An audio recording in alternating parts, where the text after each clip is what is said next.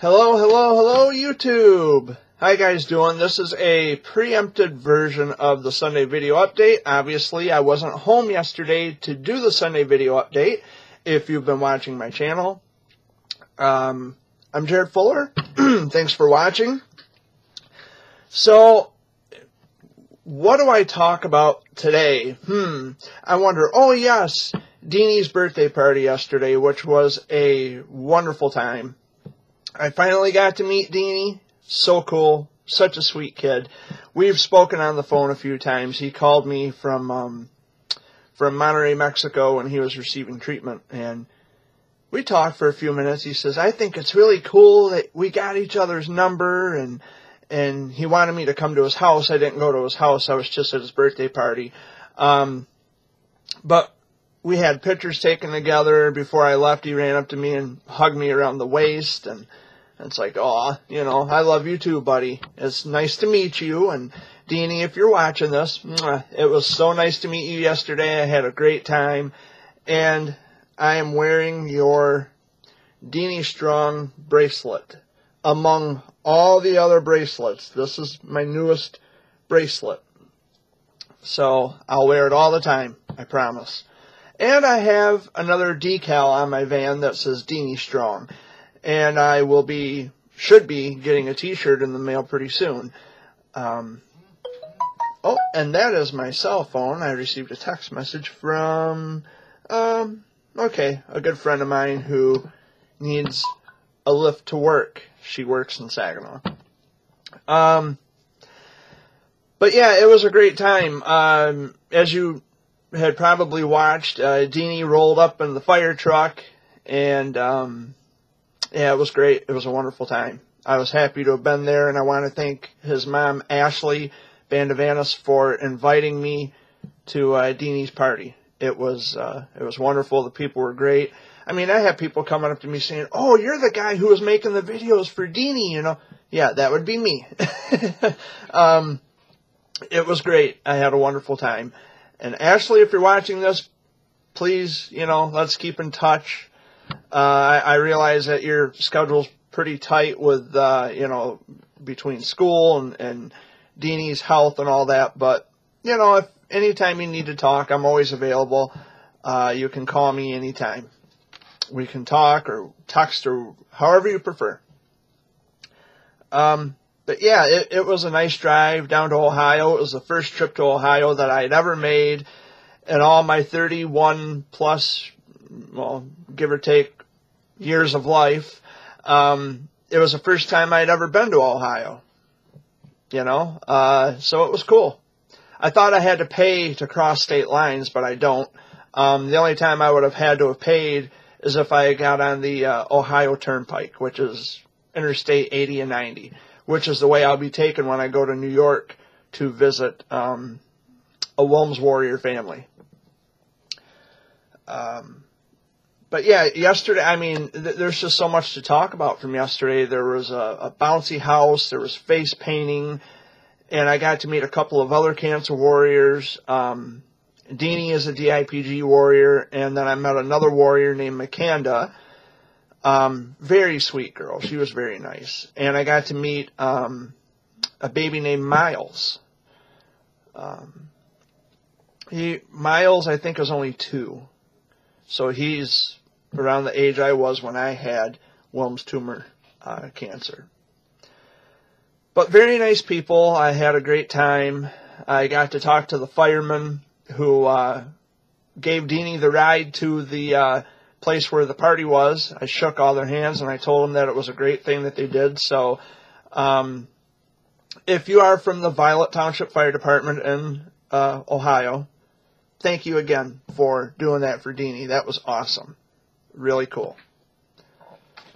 Man, it just,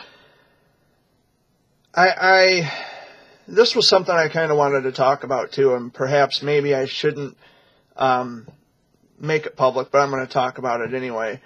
When I got home last night from Ohio, I don't know if it was because I was so tired and ran down that I was emotional, but my thing is because I understand this journey, and although I understand that different cancers affect in different ways.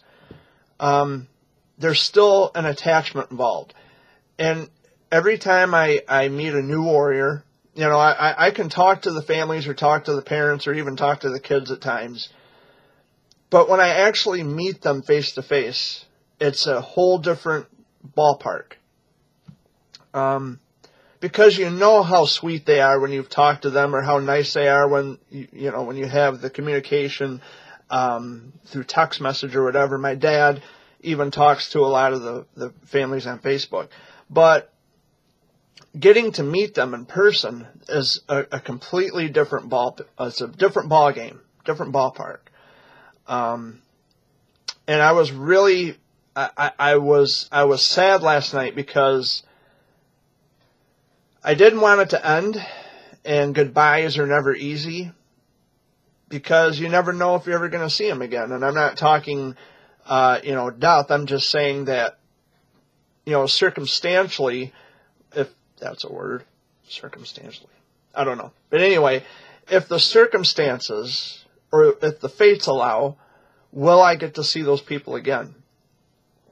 And I think that's what kind of hurts, is because, I get attached to people because it's just the kind of person I am. I love my friends and my family dearly. I consider most of my friends my family anyway. And it's like, how do I know if I'm ever going to see them again or ever hear from them again? Because it's happened to me quite often where I get attached to people, or I think I'm making new friends, and then they just, for whatever reason, want nothing to do with me anymore. So, it's always a scary thing, but I go anyway. I want to keep in touch with the people as often as I can, specifically because, and I've said this a million times, it's because I understand the journey. I know what chemotherapy is. I know what the complications are from the chemo, the after effects, I understand all that. And as a matter of fact, when I was in Ohio yesterday, I was kind of having a minor photosensitivity flare-up because the sun was shining, and it wasn't hot, but it was kind of cold. It was kind of chilly outside. And my hands started to kind of swell up a little bit. No, actually, I didn't say anything about it because shouldn't be a big deal to anybody else. It's something that affects me. It is part of my journey. It's part of the after effects from the chemo, the long-term after effects. And I guess it's just me. I have that kind of a heart where when I meet people and I get to know them real well, and it's like, how do I know if I'm ever going to see them again? And it's hard sometimes for me to take. And I'm not going to get emotional this time. No. None of that going on. But I had a great time. Ashley and Dean, I want to thank you both again for having me there. And little Deanie, it was a pleasure meeting you, and Brother Keller. I had fun. It was a lot of fun. As for traveling, there and back, it's about 584 miles, I think, round trip. And it cost me roughly about $80 in gas. The first place I filled up was at the Admiral Marathon Station in Chesaning. And then from there, I got as far as Marion, Ohio, and filled up again at the Speedway. And then Columbus was like 60 plus miles away from there, and it seems like it took forever getting there. But I made it. I actually made a wrong turn on 270 when I was in Columbus, and I had to go through, well, for those of you who are familiar with Columbus, Ohio, I made a wrong turn, and I had to go around that great big loop to get back out onto 70 and over to, I think it's 356. And it's like, good grief, I made a wrong turn, and this is what I have to deal with now? And I kind of conducted a little mini survey when I was in Ohio yesterday, because I would ask some of the people there, do you refer to Pepsi or any kind of soft drink? Do you refer to it as pop or soda? And in my discovery, in my finding, I learned that it's actually split right down the middle. There's some people who call it pop and some people who call it soda. Now, Kentucky is just the next state over from Ohio, and they said, well, maybe to them it's soda. It's considered a soda instead of pop. I'm from Michigan. It's always been pop to me. That's all I've ever heard Pepsi being described, or any kind of soft drink, any kind of soda. It's always been pop to me, so I figured I'd just kind of have a little bit of fun with that. And in Ohio, they don't have a dime deposit. They have a like a recycling system. Here in Michigan, we pay a 10-cent deposit on all, like, Pepsi and Coke and all that. But then we take all of our cans and bottles back into the stores, and we get money back. We get 10 cents per can, per bottle, per cans and bottles. Yeah, we get 10 cents per pop bottle. And the most I think we've ever cashed in was roughly around $60 in bottles, and that may be minor compared to what most people take into the store, or it may be more than what most people take in. So we're kind of like either or in the middle. But I found that rather interesting. And Ohio's highway system is totally different from Michigan's highway system. But it was interesting. I just, I thought it was different, and it was kind of cool to see it. So, Ohio, thank you for being so sweet to Jer Bear. It was fun. And then I got home last night around, I'd say, 10 o'clock. And I was just kind of emotional. It's like, I don't know what's going on. I think it was because I was tired. I was ran down. And some people you meet in life, they have that effect on you. And it's like, I don't want to leave. I don't like to say goodbye. I'm not good with goodbyes. And that's kind of where I'd written that poem. I'm not good with goodbyes, because I'm really actually not good with goodbyes. It's like, I don't want this to be it. I don't want this to be the end, or when we stop keeping in touch, because, I can relate. And most importantly, I love the people that I'm friends with. And I know this day and age, it's rare. It's unheard of. It's not normal compared to the standards of most people in our society. Well, you can't love somebody you've never met, or you barely know them. How can you love them? That kind of thing. Well, I don't hate people, so what else is there? There's the alternative to hate, which is love. And I don't hate people. I may not like what people do a lot of the time, but I don't think I hate people. I don't think I have that in me. And the thing with childhood cancer, too, that's kind of what draws me into all these people, because, again, like I said, it's just something that I personally understand. And the cancers are different, yes. And with DIPG, there will never be NED or anything like that. Not in the way that most people would think, because it's one of those cancers where there's no cure. So there will never be an NED or anything like that. Some people may look at it as an NED. Some people may not. It just, I don't know. There's a lot of verbiage with, like between NED, cured, and remission and relapse. But relapse pretty much in a nutshell, means that the cancer has come back. And the rest is tricky to explain. I would recommend Google for the definitions: no evidence of disease, cured, and remission.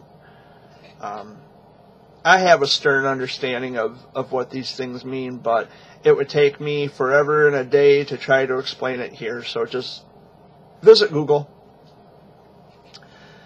And one of the things I wanted to discuss too about childhood cancer is, and because I'm always inspired by kids like Deanie, and the families are just amazing. They're wonderful people. But one of the things about childhood cancer that may not always be mentioned a lot is the cancer itself, the disease itself in children, pediatric cancer itself, globally, is quite ubiquitous. And so I'm not sure why anybody would say that cancer is rare. It's not rare. It's ubiquitous and it's very pervasive. So I'm assuming that's why most people don't typically raise awareness, because a lot of people in the world, and I don't want to speak too broadly, but there's people who they feel that, well, it's not my kid, so I shouldn't pay any attention to it, because when you push your awareness or advocacy on me, I look at that as pervasiveness, which I think is kind of,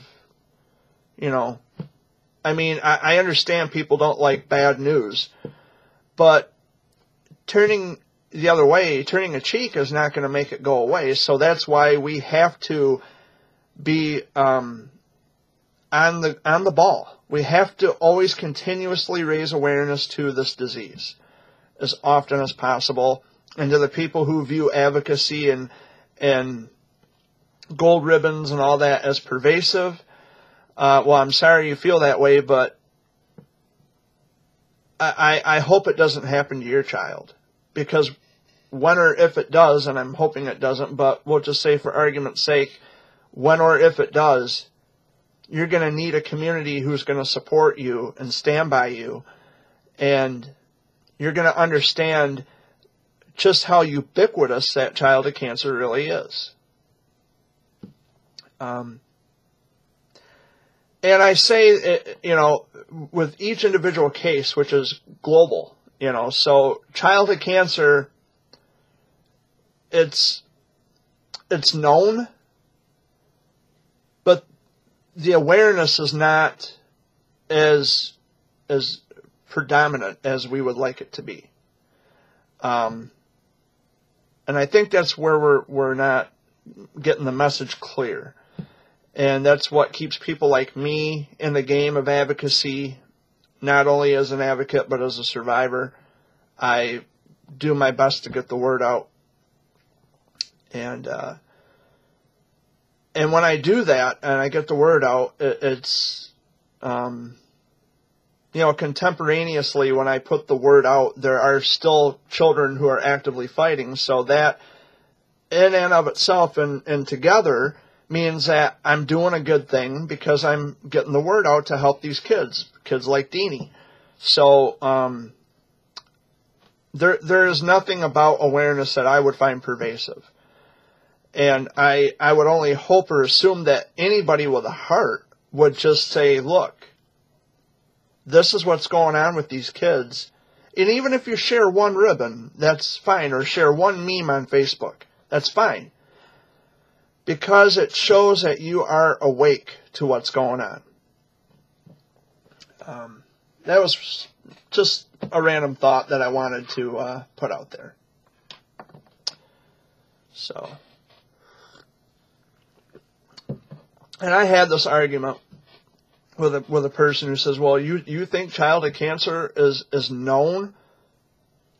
I would assume by now, with all the commercials and as many advocates as there are, I would assume that it is known to an extent. But as I always say, there's so much more to it than what most people would see. You watch a television commercial and you see bald kids smiling. I gotta level with you, and I'm gonna be honest with you, there is so much more to it than that. So much more. So yeah, it's one of the reasons that I raise awareness, and I try to push it out there to other people to raise awareness with me and to get behind the movement, because a lot of parents didn't think it could happen to their kids until it happens. So, and they have all of this thrust onto their laps, and they're trying to sort through the mess and all the pain, and they're trying to come to grips with it. They're trying to adapt to a new way of life and living. And there's majority of the people who their children have not been affected by childhood cancer. They go on about their day as if nothing's going on. Well, for us in this community, it is a world that, although we experience life together, we live our lives differently. And, you know, not all of us are allergic to the sun. I am. But anyway, those are just some thoughts I wanted to put out there. I ordered a toy, a Skylander toy, for a little boy, my buddy Caleb, who lives in Eaton Rapids, Michigan. So, Dusty, I hope, if you haven't told Caleb yet that I ordered it, I hope you're not letting him watch this. Well, it's too late now because I mentioned it. But Caleb, if you're watching this after you got your gift, you're welcome. And Jerry Bear loves you. And I hope I'll get to see you soon. Now who's calling? Out of area. Hello? Hi, this is the alert system with Visa MasterCard account. I bet it is. Thank you for recording my video.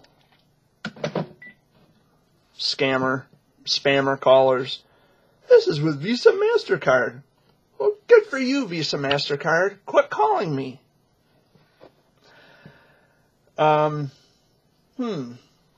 Yesterday was not only Deanie's birthday, he turned 7 yesterday, but it was my brother's birthday as well. My brother Jay, he turned 38.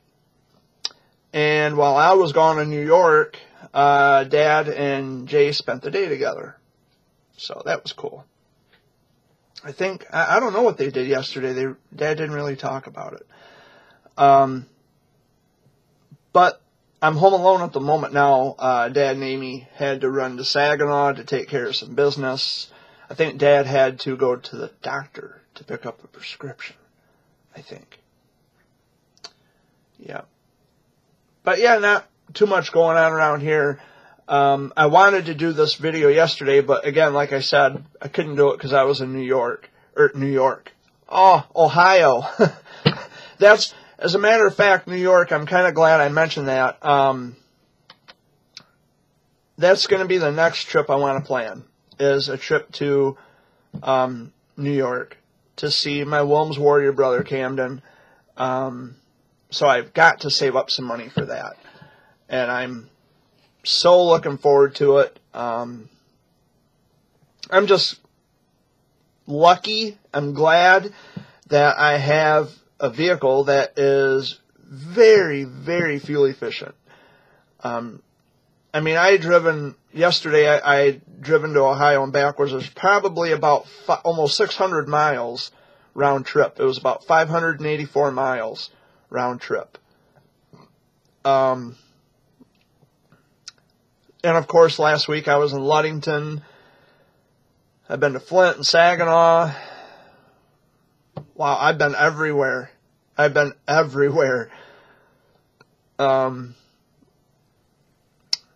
Columbus, Ohio, that's where I was yesterday. Never thought I'd travel as much as I have been lately, but I've been to Green Bay, Wisconsin. I've been to Columbus, Ohio. I've been to Detroit. I've been to most everywhere in Michigan: Grand Rapids, Lansing, Flint, Saginaw, Alpena, Ludington, the Bridge, Upper Peninsula. I've been to Escanaba, Gladstone, Iron Mountain, which I'm really wanting to make it back up to Iron Mountain too. So Kelly and Abram, I miss you guys too, and I want to come back so bad, so bad. I'm always welcome up there. That's what Kelly said. You're always welcome up here. You got a home up here. You have family up here, and that's beautiful. And that's the kind of relationship I like to form, the kind of bond that I like to have with the families, is that, I'm more than just a friend. I'm someone who actually gets it. And this is something else I was considering too, because now that I'm an adult, and I think I mentioned this last week, but now that I'm an adult, while, yeah, people are happy that I'm still here, and they're happy that I was able to overcome childhood cancer, that I was triumphant in my battle, there comes a point when it stops being cute. Like I'm not a kid anymore, so the cuteness kind of went away, and of course the innocence is gone because I'm a grown-up, and now I have the embodiment of knowledge where I know right from wrong, and it's just, when you're a grown-up, there are just certain things about grown-ups that aren't cute anymore. Because we're not kids. We're just veterans of childhood. But I'm also a veteran of childhood cancer.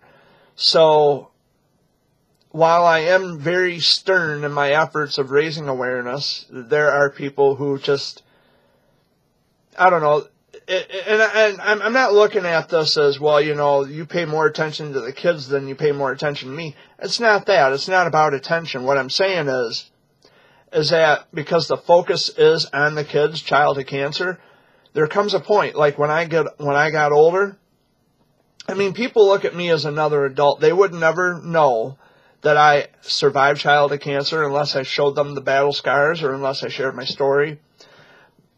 But I will say, too, that I was getting a lot of attention. I was turning a lot of heads with all these bracelets yesterday. And now I have Deanie. My ear's ringing. Someone's talking about me. I was turning heads with all these bracelets. And there just comes a point, like I said, when you get to be a grown-up, you're just not looked at in the same way. Unless, of course, like I said, if I explain to somebody that I am a childhood cancer survivor, and, oh, okay, you were just little, you were just a baby. And I was. And the focus is on the kids. But when people ask me, how did I get involved with raising awareness to childhood cancer, I tell them I'm not just someone who's on the outside looking in. I am one of those people who was on the inside. And as far as I'm concerned, always will be, because I'm still dealing with the long-term after effects from the chemo. Although my battle and my journey, the journey will never end, but the battle's done. So I think that it kind of wears off after a while.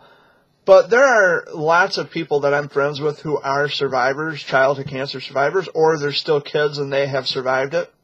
We still have that good bond, that good friendship, and that good communication. It's very strong. So, and I'm thankful and grateful for all of the relationships and friendships that I have with people. But the focus being on childhood cancer, and it may be cute or nice when it comes to a grown-up actually doing something like fundraisers or whatever, which is always nice. The kids benefit from that, largely. But what I'm saying is, what I'm trying to get at is, because I'm not a kid anymore, I'm a survivor. I had cancer when I was a baby, but now that I'm a grown-up, it's like, yeah, you know, you're a grown-up now. You're cured. It's over with. Well, it's never over. It's never over. So there's some more thoughts for you today.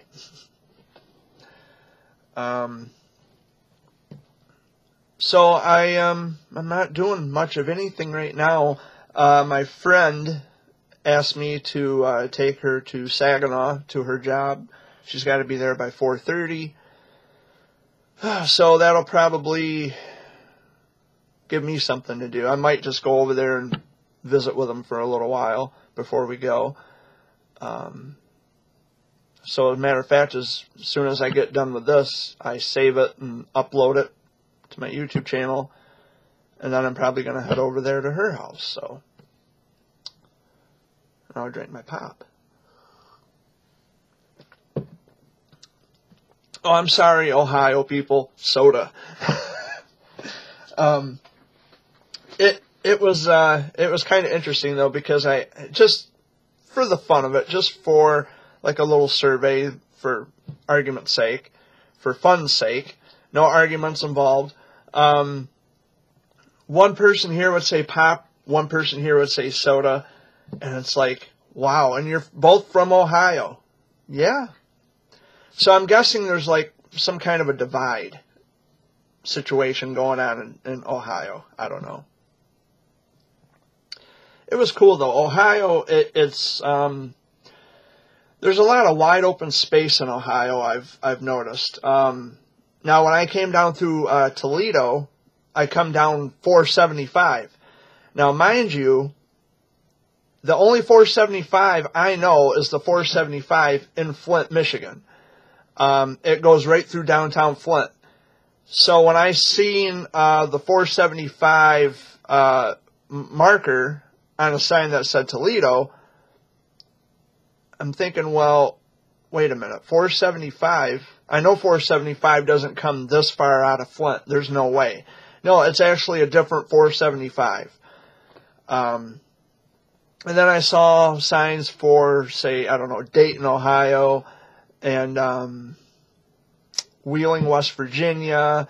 I came through Findlay and Delaware, downtown Columbus. I was in Pickerington. There were just a whole bunch of different places. Bowling Green. I came through Bowling Green. I came through Marion. And of course Toledo. Toledo being like right at the Michigan-Ohio border. But it was quite the drive, and there was a lot of things to see. The only thing I didn't like is how the top speed for most of the way was 65 miles an hour. Here in Michigan, when you get on, say, 127 that takes you into Lansing, that's 75 miles an hour until you get closer to Lansing, and I think it drops down to 70. Because you're coming into the city and there's lots of exits when you come into Lansing. There was a guy in Pickerington yesterday who thought that Detroit was Michigan's state capital, and I told him, no, it's Lansing, and he says, are you sure? Well, either that or the governor just likes to hang out in Lansing. Yeah, it's the capital. I have to brush up on my history. Well, that would be a good idea. There's a thing called Google. But many, many, many eons ago, Detroit actually was Michigan's first capital. Then they moved it to Lansing. So he's half right. But the current capital of Michigan is Lansing.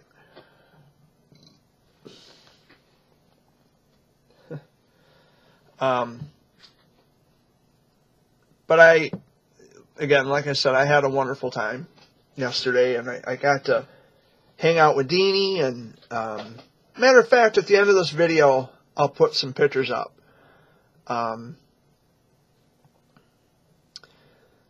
It was hard, it's always hard to say goodbye to the people that you really love and care about the most. It's always the hardest thing in the world because, again, like I said, you'll never know if you're going to see them again. who knows what could happen between then and, however long down the road, where something comes up where they move away, or they just fall out of touch with you. They quit communicating. I hope that doesn't happen, because, I really love and care about the people that I meet.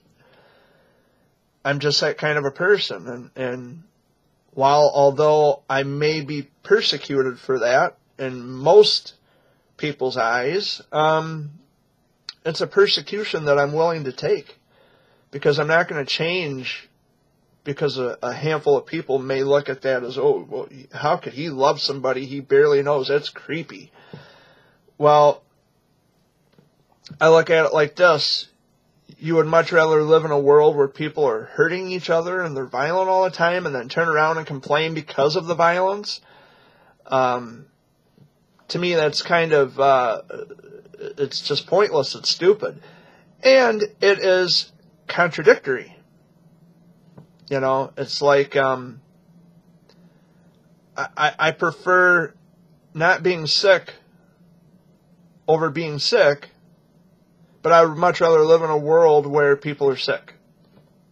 Well, I would much rather live in a world where people weren't sick. And I don't thrive on, negative, or at least I try not to. But it just doesn't make any sense. It's like people who don't like drama will thrive on the drama. They'll gobble that up for breakfast. And it's like, why would you... It just doesn't make any sense. If you don't like drama, why would you... You're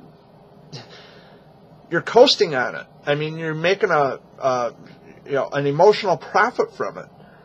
I don't know. The mindset is very weird with people. And I have a friend, she lives in West Virginia, and she is a momcologist, and her views of reality and wishing that people would love each other and treat each other better, I have to agree with her. I feel the same way. I am a person, I am a guy who wears his heart on his sleeve, and I would much rather live in a world where people did get along and didn't treat each other like crap because we somehow don't live up to each other's standards of how we should live, or how we look, or how we behave. We're all people, but we're different. We have different personalities, but we have the same characteristics in terms of human and humanity. We have, we share a lot of those same characteristics.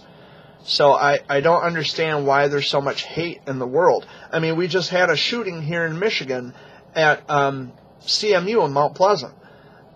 They said that none of the students were shot, no staff members, students, nobody was hurt or killed.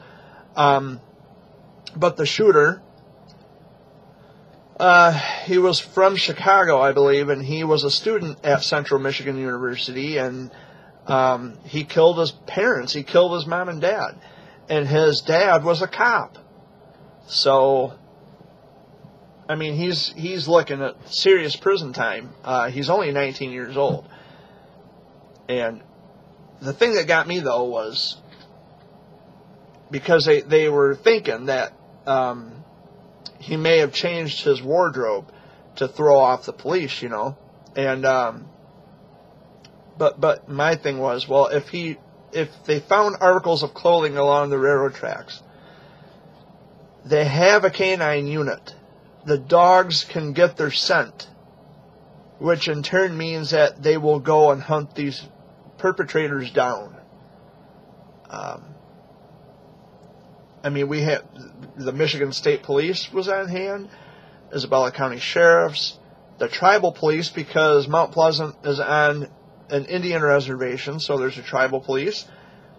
And there were, CMU police, Mount Pleasant police, so there's like 5 different departments as far as I'm aware. It's like, and it took you all day to find them? Something's going on here. No shame on the police department, so, I mean, perpetrators aren't just going to turn up. That's why they're perpetrators. They're wanted by the law. They're not going to just show up and say, hey, here I am. Unless you get some people who are honest and they turn themselves in because they know they did wrong and there's no sense in running. I'm guilty. Just take me in, put me, lock me away, and I'll take the punishment like a man. I'll serve the sentence like a man or a woman, depending on who commits the crime. But it was crazy here. It's been crazy here the past week. But I think through all of that, I mean, last week I was just a busybody, just busy. And yesterday, like I said, getting to meet Deanie was just the cherry on top of all of it. And I hope I get to see Deanie or at least hear from him again. Because when he was in Mexico, like I said, he called me up. We must have talked for probably, I'd say, a good 20 minutes. And yeah, it was just one of those wonderful things. And Deanie, again, if you're watching, I love you, and I'm happy to have met you. I'm so glad that we're buddies, and hopefully we'll talk again soon.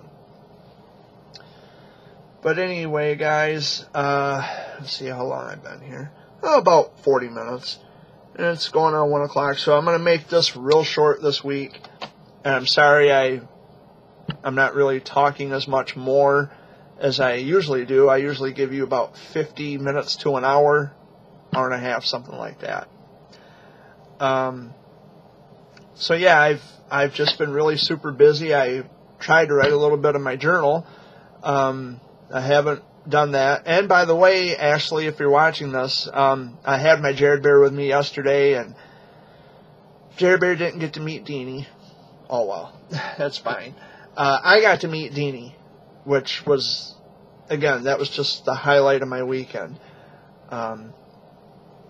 Ashley, please call me, text me. Let's keep in touch. Pretty please. But anyway, guys, I'm doing much better today. I'm still kind of having problems with my allergies. It's the up and down, the fluctuation of the weather. And, I'll be fine. Nothing I can't handle. But anyway, I'm out the door. I got to go take a friend to work in Saginaw. That's where Dad and Amy are. I'll probably go over there and just visit with them for a little while and just to kill time and say, hey, what's up? But all right, I'm out of here. Mwah. Much love to all of you, and peace, and enjoy these pictures.